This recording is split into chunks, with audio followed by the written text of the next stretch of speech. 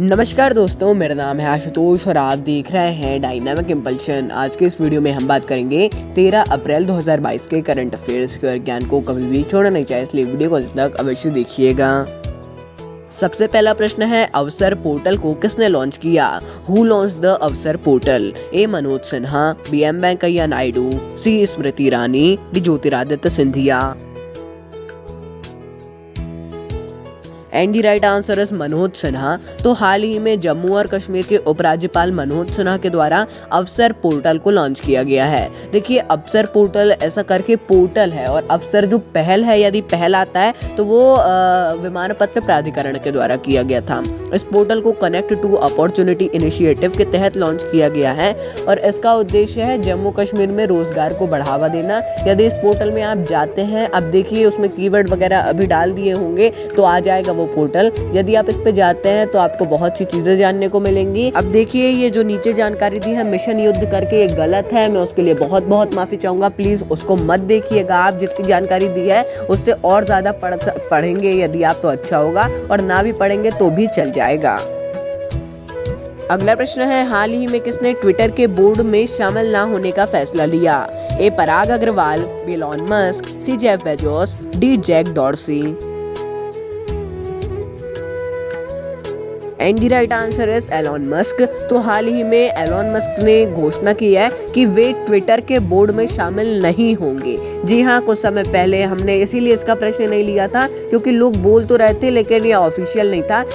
ये तो अभी भी रहेगा कि उन्होंने 9.2% जो स्टेक लिया है वो रहेगा इनके पास, और ये सबसे बड़े शेयर धारक भी रहेंगे। लेकिन हाँ, ये बात इसको याद रखिएगा कि आप बोर्ड में शामिल नहीं होंगे, इसीलिए हमने इसका प्रश्न भी नहीं लिया था। जितना मैंने देखा था, कुछ भी ऐसे ऑफिशियल डेटा नहीं था इसका।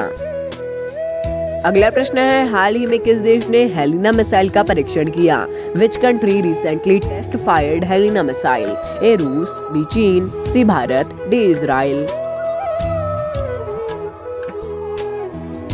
And the right answer is Bharat. तो हाल ही में डीआरडीओ के द्वारा हेलिना मिसाइल का सफल परीक्षण किया गया है। हेलिना मिसाइल नाम सुन के आपको नहीं लगा होगा, लेकिन हेलिना मिसाइल भी भारत की ही एक उच्च ऊंचाई वाले क्षेत्रों के लिए निर्मित स्वदेशी मिसाइल है।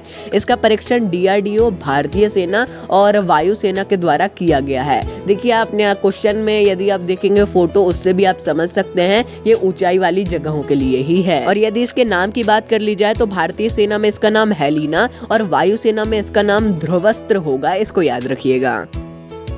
अगला प्रश्न है, खेलो इंडिया राष्ट्रीय महिला तीरंदाजी प्रतियोगिता का आयोजन कहाँ किया जाएगा? Where will the Khelo India national women's archery competition be organised? A Jamshedpur, B Jaisalmer, C Nai Delhi, D Chennai. And the right answer is Jamshedpur. तो पहली बार खेलो इंडिया राष्ट्रीय महिला तीरंदाजी प्रतियोगिता का आयोजन जमशेदपुर, झारखंड में किया जा रहा है। पहली बार ऐसा हो रहा है कि खेलो इंडिया राष्ट्रीय महिला तीरंदाजी प्रतियोगिता का आयोजन हुआ है। इसकी मेजबानी टाटा तीरंदाजी अकादमी करेगी, और भारतीय, यदि बात कर ली जाए भारतीय खेल प्राधिकरण की, तो इन्होंने भी 75 लाख रुपए आवंटित किए हैं। अगला प्रश्न है, शहबाज शरीफ किस देश के प्रधानमंत्री बने? Shehbaz Sharif became the prime minister of which country? A Turkmenistan, B Pakistan, C Israel, D Bangladesh.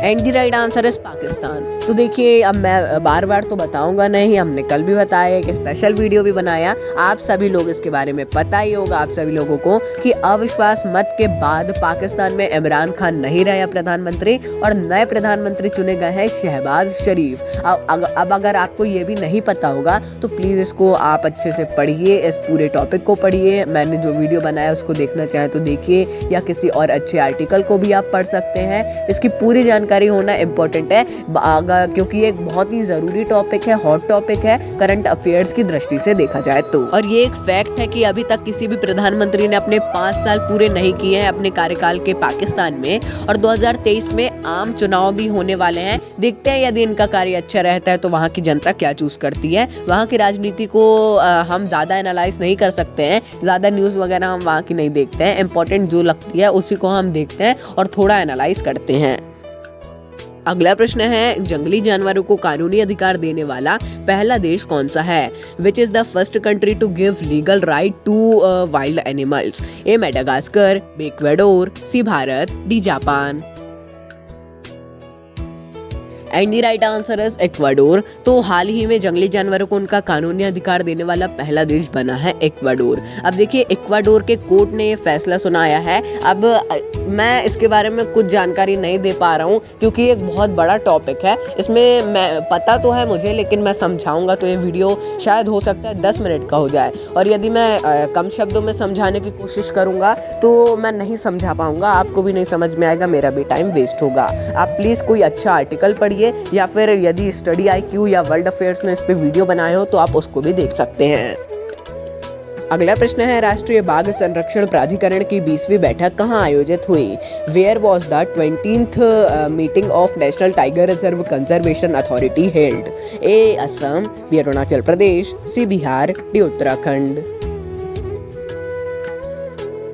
And the right answer is Arunachal Pradesh. तो हाल ही में अरुणाचल प्रदेश में 20वीं राष्ट्रीय बाघ संरक्षण प्राधिकरण की बैठक को आयोजित किया गया है। इसे अरुणाचल प्रदेश के पक्के टाइगर रिजर्व में आयोजित किया गया है। आप जो टाइगर रिजर्व के नाम वगैरह हैं उनको याद रखिएगा। यह अरुणाचल प्रदेश का है, जैसा कि आप समझ ही गए होंगे, और इसकी अध्यक्षता केंद्रीय मंत्री भूपेंद्र यादव जी ने की है। आप फोटोज हमने लगाई थी, एक फोटो लगाई थी, फोटोज भी देख सकते हैं। बाकी फोटोज इंपॉर्टेंट नहीं है, जानकारी जितनी हमने दी है वो फिर भी पर्याप्त होगी, और एक दो चीजें और पढ़ लेंगे तो वो भी ठीक होगा। अगला प्रश्न है, UIDAI ने किसके साथ समझौता किया? With whom did UIDAI enter into an agreement? A ISRO, B DRDO, C NTPC, D CDAC। And the right answer is ISRO. तो हाल ही में इसरो ने UIDAI के साथ समझौता किया है। देखिए, बहुत इंपॉर्टेंट नहीं बोलूँगा, लेकिन हाँ पढ़ना तो है, इम्पॉर्टेंट भी है ये। इस समझौते के तहत हैदराबाद में भवन आधार पोर्टल के लिए एक सेंटर टाइप का विकसित किया जाएगा। ये भवन क्या है? तो भवन एक सैटेलाइट से ऐसे अर्थ की जो भी इमेज है गूगल मैप टाइप की, वो एक ऐसा तकनीक है इसरो के द्वारा विकसित।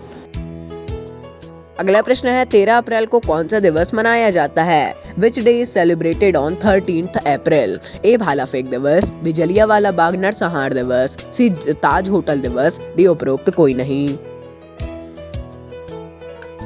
And the right answer is Jallianwala Bagh नरसंहार दिवस। तो देखिए, मुझे ऐसा लगता है मैं इसके बारे में यदि आपको कुछ भी ना बताऊं तो भी आपको पता होगा कि 13 अप्रैल 1919 को क्या हुआ था, जलियांवाला बाग जो हत्याकांड हुआ था। मैं फिर से इसको रिकॉल नहीं करना चाहूँगा। आपको यदि इसके बारे में नहीं पता है, पूरी जानकारी नहीं है, कोई भी बात नहीं, आप प्लीज़ किसी का भी वीडियो देख लीजिए। कोई मतलब ऐसी चीज़ है जो इसकी आप तैयारी कर रहे हैं कि उससे छोटी से छोटी चीज़ भी पता होनी चाहिए, तो इसके बारे में तो अवश्य ही जान लीजिएगा। पूरी जानकारी जानेंगे तो ज़्यादा सही रहेगा, और हमने जो जानकारी उपलब्ध कराई है उसको भी पढ़ लेंगे तो भी ठीक होगा।